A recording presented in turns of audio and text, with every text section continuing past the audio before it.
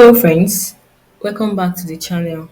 Today I'm going to show you how to CC in Gmail. CC, which stands for carbon copy, allows you to send a copy of an email to one or more recipients in addition to the primary recipients you want to send the mail to.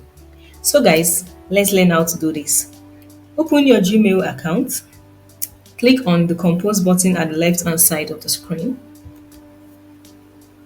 Now, you enter your recipient address here, the subject of your mail, and the content of your message. Now, to CC another email address, in the recipient section, you click the CC button, you click on it, then you type in the contact you want to CC the email to, and you are all set, guys. When you're done, you click the send button to send the mail. That's it, guys. Please give it a try and don't forget to like this video and subscribe for more useful content.